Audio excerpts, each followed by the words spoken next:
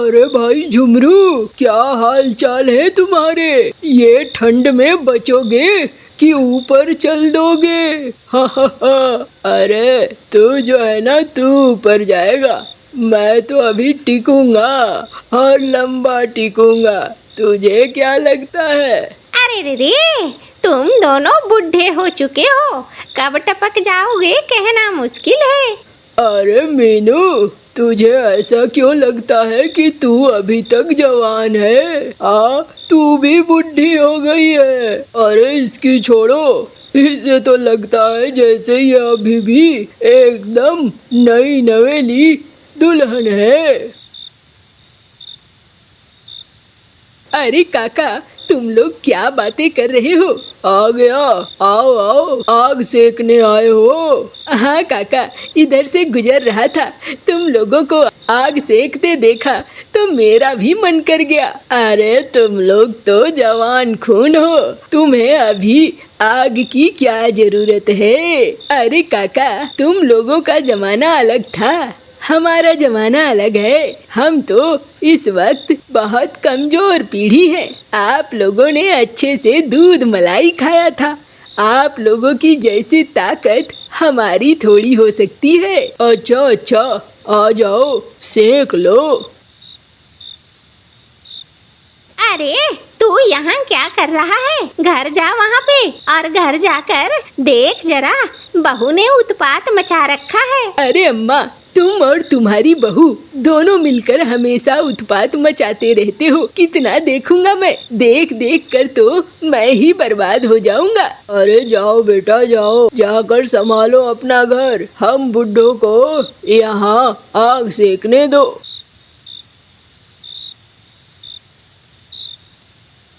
और गुन्नू की अम्मा, बोलो कैसी चल रही है दुनिया? अरे क्या बताऊं, क्या चलेगी दुनिया। हाँ, गुन्नू के बाबा जब तक थे तब तक सब ठीक था, अब तो बहुत बुरा हाल है। चलो मैं चलती हूँ। अरे थोड़ी देर आग तो सेक लो। नहीं नहीं, अभी आग सेकने का समय नहीं है, मेरे घर में तो खुद आग लगी हुई है। जाती हूँ, देखती हूँ क्या चल रहा है। अरे गिन्नी, क्या बात है, क्यों चिल्लम चिल्ली कर रही हो? हाँ, इस घर में तो मैं ही चिल्लम चिल्ली करती हूँ और बाकी सब तो बहुत अच्छे हैं। हाँ? अरे क्या हो गया, बोलोगी भी?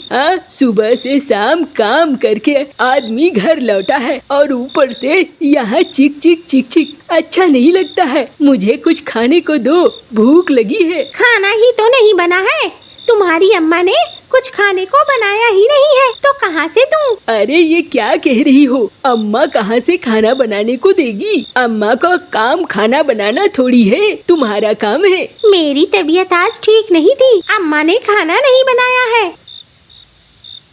अरे अम्मा, क्या बात है, तुमने खाना आज क्यों नहीं बनाया? गिन्नी की तबीयत ठीक नहीं थी। अरे रोज रोज तो खाना मैं ही बना रही हूँ, ये आजकल खाना कहाँ बना रही है। अभी ये बहुत दिनों से खाना नहीं बना रही है, बहुत दिनों से खाना मैं ही बना रही हूँ। बताओ ऐसा कैसे चलेगा? रोज रोज ये कुछ न कुछ बहाने करती है और फिर खाना नहीं बनाती है। देखो जी, मुझे ना ये चिक चिक नहीं चाहिए। अगर तुम्हें घर में रखना है तो या तो माँ को रखो या मुझे रखो, इन दोनों में से कोई एक ही रहेगा। अरे ये क्या बकवास है, रात को आया हूँ घर खाना खाने के लिए कि तुम लोगों की पंचायत करने के लिए? मुझे तो समझ में नहीं आता है, तुम दोनों किस मिट्टी के बने हो? रोज के रोज चिक चिक अच्छा नहीं लगता है। आज तो तुम्हें तय करना ही पड़ेगा, मैं चाहिए या अम्मा चाहिए, देख लो।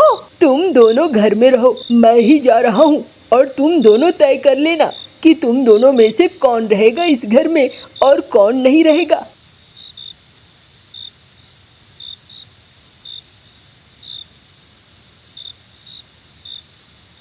पता नहीं किस मुहूर्त में मैंने ब्याह कर लिया। शुरू में तो सब ठीक चल रहा था, अब ये सास बहू के झगड़े रोज के झगड़े बन गए हैं, खत्म होने का नाम ही नहीं लेते हैं।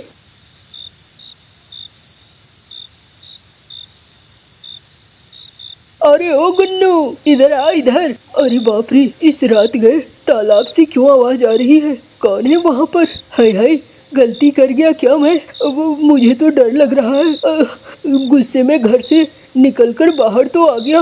अरे गुन्नू, कालू हूँ मैं, आ जा इधर। अरे करट्ठे, तूने तो मुझे डरा ही दिया। अंधेरे में तो तू दिखाई भी नहीं देता है। अरे काला हूँ तो अंधेरे में कहाँ से दिखाई दूंगा? आजा, पास आएगा तभी तो देखेगा।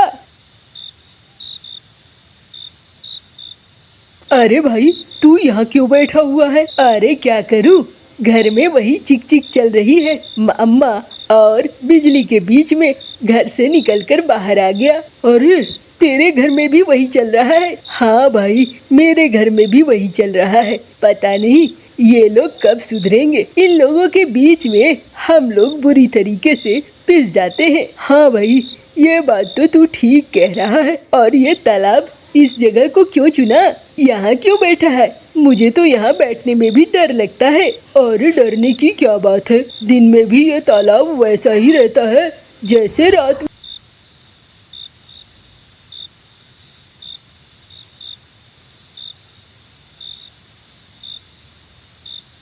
अरे गुन्नू, भूख लगी है। ऐसे हम लोग यहाँ बैठे रहेंगे तो कुछ खाने को नहीं मिलेगा। चलना, पास में चलते हैं, मंगरू का ढाबा है, वहाँ पर कुछ खा पी लेते हैं। चलो भैया, और क्या करना, घर में जब खाना नहीं मिलेगा तो बाहर ही तो जाना होगा ना।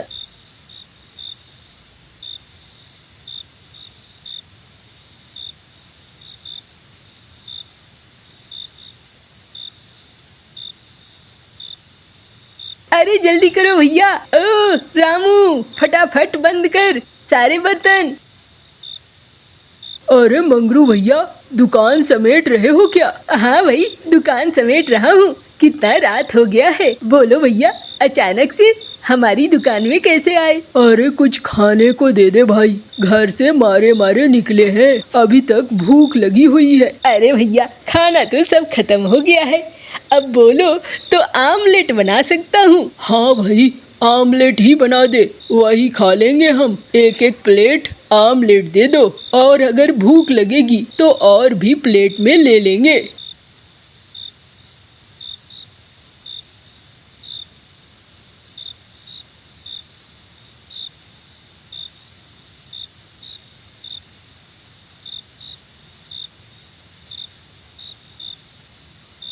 ये लो भैया, खा लो। तुम लोग रात में ये बाहर क्यों घूम रहे हो?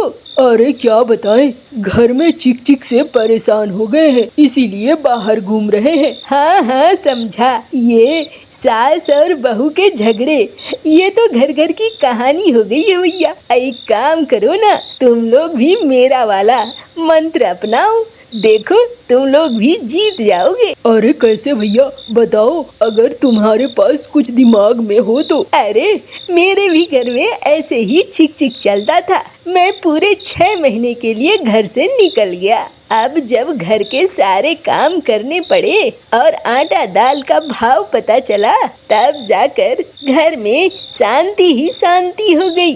तुम दोनों भी निकल जाओ कहीं। ठीक कह रहे हो भैया, वही काम करता हूँ। अरे गुन्नू भाई, ठीक कह रहा है ये, हमें भी यही काम करना चाहिए। हम घर में अनाज रख देते हैं, तेल रख देते हैं, चावल रख देते हैं, ये लोग खाती हैं और फिर घर में झगड़ा शुरू करती है। हम भी ऐसा ही करेंगे। हाँ भैया, खा लो, पहले ये आमलेट तो खत्म करो। हाँ हाँ। अगले दिन सुबह होती है। बिजली झुमरी को कहती है, तुम्हारी वजह से कालू जी घर से निकल गए हैं, पता नहीं कहाँ गए हैं। अरे मेरी वजह से नहीं, तेरी वजह से, तुम्हारी वजह से गुन्नू जी कहीं चले गए हैं, अभी तक नहीं आए हैं। अरे मुझे क्यों दोष देती है? तेरी वजह से, मेरी वजह से नहीं।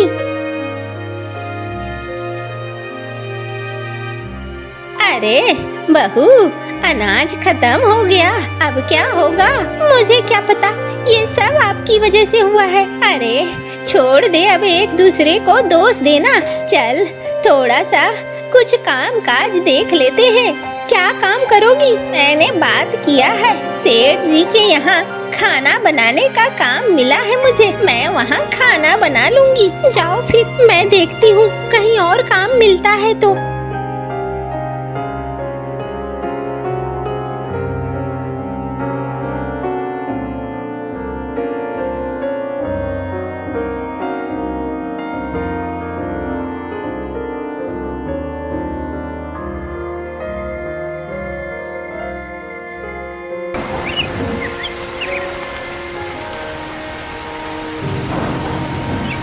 पता नहीं मेरा बेटा कहाँ होगा। उस दिन की झगड़े के वजह से वो बाहर चला गया और फिर न आया।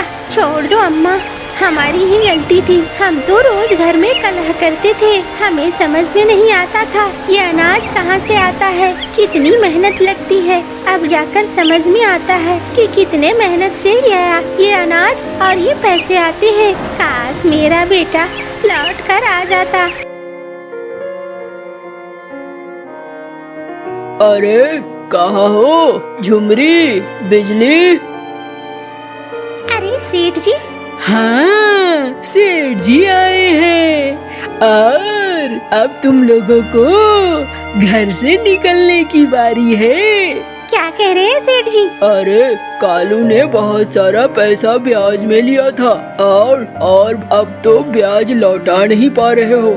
कालू था तो हर महीने पैसे पहुंचा दिया करता था। देखो भाई, पिछले 6 महीने से पैसे बाकी है। मुझे मेरे पैसे चाहिए। सेठ जी, हम इसमें क्या कह सकते हैं, ये तो आपका मामला है।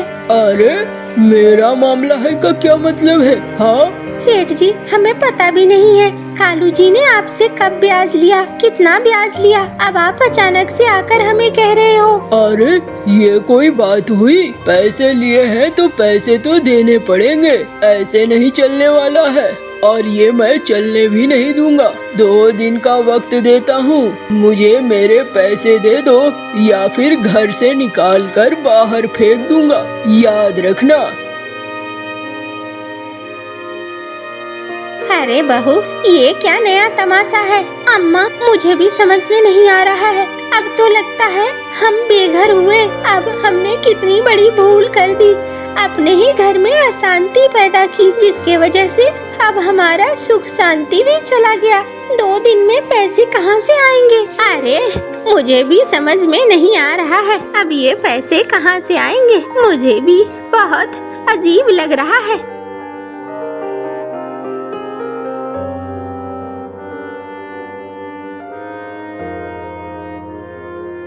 अरे नहीं नहीं, हमारे पास पैसे नहीं है। अरे तू तो मेरा भाई है। अरे दीदी, बूढ़ी हो गई हो, समझ में नहीं आता है। पैसे कहाँ से दूंगा मैं? मेरे बाल बच्चे हैं, मैं तो खुद उनके ऊपर निर्भर हूँ। वो देते हैं तो खाता हूँ। और दीदी, सारी गलती तुम्हारी ही है। हाँ, तुम्हें तो समझना चाहिए। अब आजकल के बच्चे ऐसे ही हैं। मुझे देखो, मुझे देखकर तुमने समझा नहीं। मैं कितना शांति से अपने बेटे बहू के साथ रहता हूँ, अच्छे से खाना पीना भी मिलता रहता है। मैं उनकी जिंदगी में दखल नहीं देता। तुम्हें भी सीखना चाहिए था, तुम्हें भी ऐसा ही करना चाहिए था, लेकिन तुमने मनमानी की, जिसकी वजह से ये सब हुआ। अब जाओ यहाँ से। मेरे बेटे और बहू ने देख लिया तो मेरे लिए ही मुश्किल हो जाएगी।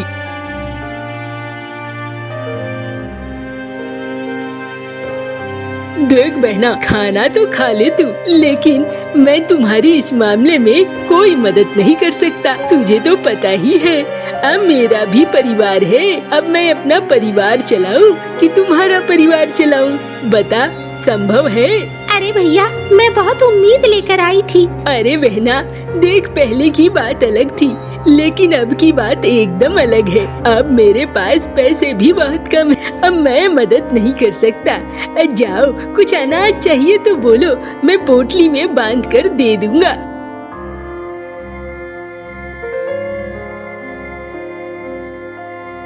अरे ये क्या?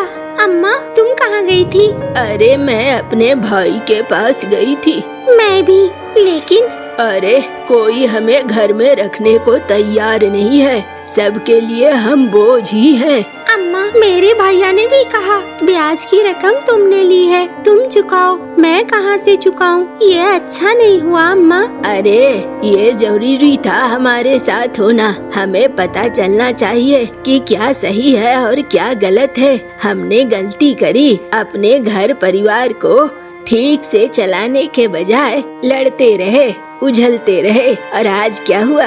हमारे बच्चे घर छोड़कर चले गए। अम्मा, काश वो वापस आ जाए। अब पता नहीं कब वापस आएगा, कहाँ चला गया।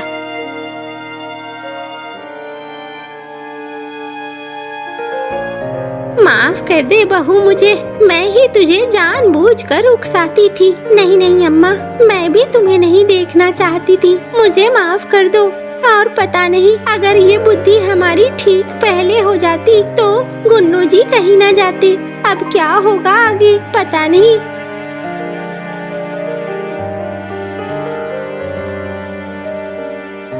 अरे कहाँ हो झुमरी और बिजली, सामान निकाल कर बाहर रखा कि नहीं? निकलो अभी मेरे घर से, ये घर अब मेरा है और इस घर में अब मैं रहूँगा।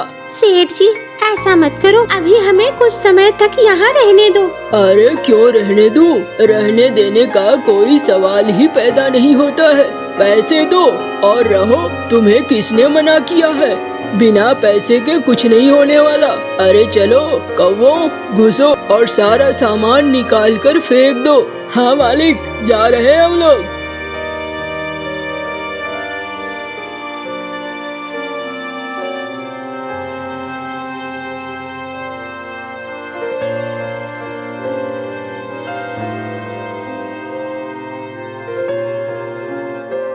अरे सेठ जी, ये क्या कर रहे हो आप? अरे कालू, तू कहाँ था? सेठ जी, मैं तो आसपास ही था, लेकिन आप ये क्या कर रहे हो? तुझे सामने लाने के लिए ये सब करना पड़ा।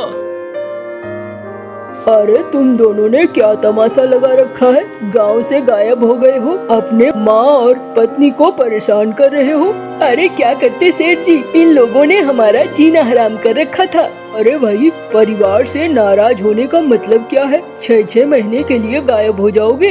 ये औरतें कितना परेशानी झेल रही थी, तुम्हें पता है? कोई इसके घर काम कर रहा है, कोई उसके घर काम कर रहा है, ठीक से खा पी भी नहीं रही थी। सेठ जी, इनके साथ ऐसा होना जरूरी था, इन्होंने हमें बहुत परेशान किया है। देखो अब सब ठीक है, जाओ जाओ अपने अपने घरों में जाओ और फिर अच्छे से रहो, जैसे तैसे मत रहना।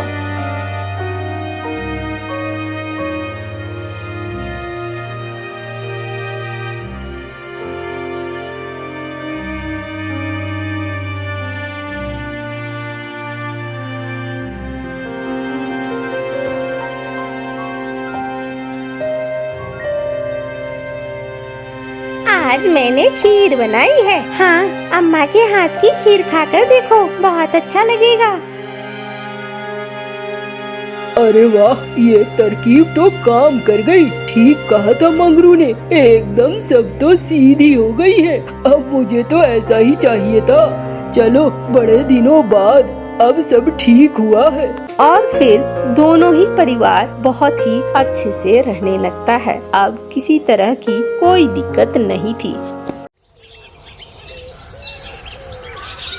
4 बड़ी लकड़ियां खड़ी करके और ऊपर 2 लकड़ियां रखकर कबूतर ने अपने घर का ढांचा बना लिया था। थक गया हूँ, वो नदी से पानी पी कर आता हूँ और बाकी काम बाद में करूँगा। कबूतर नदी से पानी पीने चला जाता है। पीछे से शरारती गोरी को भी आती है। गंदी आँखों वाला घर बना रहा है, तोड़ती हूँ उसके घर को, बहुत रोएगी आकर और मुझे मजा आएगा।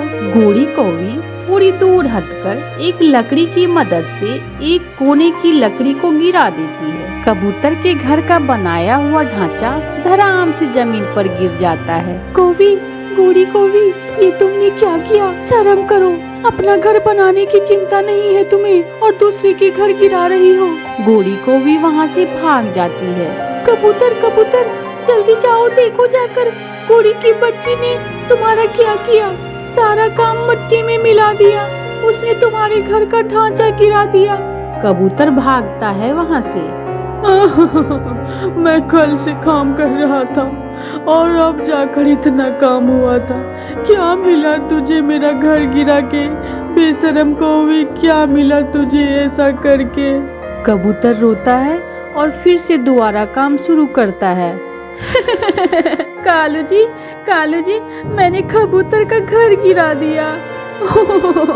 कबूतर बहुत रोया होगा और टुन्नी चिड़िया के पास जाकर बोलता होगा, गोरी कौवी ने मेरा घर गिरा दिया। सब अपने अपने कामों में लगे हुए थे। कोई अपना घर बना रहा था तो कोई तिनकों का घोंसला बना रहा था, क्योंकि सभी जानते थे कि कुछ दिनों के बाद बारिश आएगी और बारिश के मौसम में मजबूत घर बहुत जरूरी था। केवल आवारा कौवों को छोड़कर वे कभी नदी पर जाकर सोते तो कभी झरने पे जाकर तितलियों के पीछे भागते रहते। कौवा जा रहा था कि बेरी के पेड़ की एक शाखा से कौवे का पंख टकरा जाता है। तूने मेरा पंख घायल किया, अभी देखता हूँ तुझे। घर से कुल्हाड़ लाकर कालू कौवा गुस्से में बेरी के पेड़ की बड़ी शाखा को ही काटने लगता है। रुक जाओ कौवे, मत काटो मेरे पेड़ को। दोस्त तुम्हारा है, तुम्हें आगे देखकर चलना चाहिए, मुझे मत काटो। मगरूर कौवा किसी की नहीं सुनता, वो बेरी के पेड़ की बड़ी शाखा काट देता है। रात को गोरी कौवी कालू कौवे से कहती है, कालू जी, कल हम केले के पेड़ से केले खाने जाएंगे। बहुत मजा आएगा, साथ टोकरी भी लेके जाएंगे। केले खा के बाकी के केले हम टोकरी में भर के ले आएंगे। दूसरे दिन कौवा और कौवी केले के पेड़ के पास पहुंच जाते हैं। वो दोनों दो दो केले खाकर अपना पेट भर लेते हैं और कालू कौवा बाकी के केले तोड़ तोड़ कर टोकरी में रखने लगते हैं। कौवे बस कर जाओ, वरना मैं मारूंगी तुझे अपने बड़े पत्ते से। केले के पेड़ को क्या हुआ? ये केले किसी दूसरे पक्षी के लिए भी छोड़ जाओ, अब तुम बस करो। हाँ, तो बड़ी बातें करता है तू। कालू कौवा गुस्से में आ जाता है और दूर से पत्थर मार मार कर केले के पेड़ के सारे पत्ते जख्मी कर देता है और वे कौवे वहाँ से चले जाते हैं। गोरी और कालू, तुम्हारा ये देखो घोंसला भी टूटा हुआ है। तुम अपने लिए मजबूत घर बना लो, बारिश आने वाली है और तुम्हारी तो दोस्ती भी किसी से नहीं है। अगर बारिश शुरू होंगे तो तुम कहाँ जाओगे? हाँ, चल, बड़ी बातें आई है सुनाने वाली, भाग अपना काम कर जाकर। टुन्नी चिड़िया बेचारी वहाँ से चली जाती है। हरा भरा एक पीपल का पेड़ था जिसके नीचे आग जलाकर कौवे चाय बनाने लगे। दोस्त, यहाँ से दूर हट जाओ, यहाँ आग मत जलाना। आग जलाने से मेरी जड़ें कमजोर हो जाती है। हम किसी की नहीं मानते हैं, मेरे दिल में जो होता है हम वही करते हैं। हम तो तुम्हारे नीचे ही आग जलाएंगे, जो करना है कर लो। कौवे चाय बनाते हैं और जलती हुई लकड़ी को छोड़कर वहाँ से चले जाते हैं। थोड़ी देर बाद चिड़िया वहाँ आती है। चिड़िया, कृपया करो, इस आग को बुझा दो, मेरी जड़ें जल रही है, मैं मर जाऊंगी। वो कौवे आग जलती ही छोड़कर यहाँ से चले गए। पीपल के पेड़, मेरे दोस्त, मैं भी नदी से पानी लेकर आती हूँ। तोते ने अपना मजबूत घोंसला बनाकर ऊपर एक सुंदर सा छाता लगा लिया था और कबूतर ने दिन रात की मेहनत के बाद अपने लिए बड़ा और मजबूत लकड़ियों का घर बना लिया था। चिड़िया का घर तो ऊंचे पेड़ पर था और बहुत ही सुंदर फूलों से सजा हुआ था, जैसे किसी राजा का महल हो। 10 दिन गुजर गए और फिर जंगल में बारिशों का मौसम शुरू हो जाता है। सुबह सवेरे ही बारिश शुरू हो जाती है और छमछम बरसे जा रही है। सब अपने अपने घरों में छुपकर बैठे हुए थे। तोता छाते के नीचे बैठकर बारिश को देखता था, तो कभी 1-2 चोंच अपने अमरूद में मारकर खा लेता था और फिर बारिश देखने लग जाता था। कबूतर तो आंखें बंद किए बिना ही खिड़की में बैठा बारिश को देख रहा था। टुन्नी चिड़िया ऐसे मौसम में किताब पढ़ा करती थी और काले कौवे का तो आपको पता ही है, ऐसे मौसम में क्या करे। वो टूटे हुए घोंसले में बैठे ठिठुर रहे थे और बारिश की पानी उन्हें भिगा रही। कालू, यहाँ अब मैं और नहीं बैठ सकती, चलो किसी पेड़ के नीचे जाकर बैठ जाते हैं। बेरी के पेड़ के नीचे जाते हैं, बेरी का घना पेड़ हमें भीगने से बचाएगा। कौवा और कौवी बेरी के पेड़ के नीचे जाकर बैठ जाते हैं। भागो यहाँ से, याद करो वो दिन कौवे, काले कौवे, जब तुमने मेरी हरी भरी साग काटी थी। पेड़ जोर जोर से हिलता है और अपना सारा पानी कौवे पर गिरा देता है। कालू उठो यहाँ से, यह पेड़ तो हमें मार ही देगा। गोरी केले के पेड़ के पत्ते बड़े होते हैं, हम वहाँ चलते हैं। फिर कौवा और कौवी केले के पेड़ के पास जाते हैं। कौवा और कौवी जब केले के पेड़ के नीचे बैठते हैं तो केले का पेड़ अपने पत्ते दूसरी तरफ कर लेता है कौवे फिर से बारिश में भीगने लगते हैं। कालू, कालू जी, ये केले के पेड़ ऐसे क्यों कर रहा है? मैं बताता हूँ, याद करो वो दिन जब कौवे तुमने मेरा पत्थर मार मार कर पत्ते को जख्मी कर दिया था। भागो यहाँ से, मेरे पत्ते तुम्हें बारिश से नहीं बचाएंगे। कौवे कबूतर के पास जाते हैं। मैं खिड़की पे बारिश देखने बैठी हूँ, ना कि तुम्हारी काली सूरत को। कबूतर जोर से खिड़की बंद कर देता है। फिर कौवा और कौवी उस तोते के पास जाता है। ना, यहाँ मत बैठना, वरना मैं धक्का देकर नीचे गिरा दूंगा। थक हार कर कौवा और कौवी उसी पीपल के पेड़ के खोखर में जाकर बैठ जाते हैं, जिसके नीचे उन्होंने आग जलाई थी। आखिर यही पेड़ हमारे काम आया। लगता है ये पेड़ मरा हुआ है, अगर जिंदा होता तो ये पेड़ नहीं आना बैठने देता। कौवे ने अभी यह बात की ही थी कि वो पेड़ धड़ाम से नीचे गिर जाता है, क्योंकि उस पेड़ की जड़ें सूख चुकी थी और थोड़ी सी हवा से ही वो पेड़ गिर जाता है और दुष्ट कौवे उसी पेड़ के नीचे दबकर मर जाते हैं।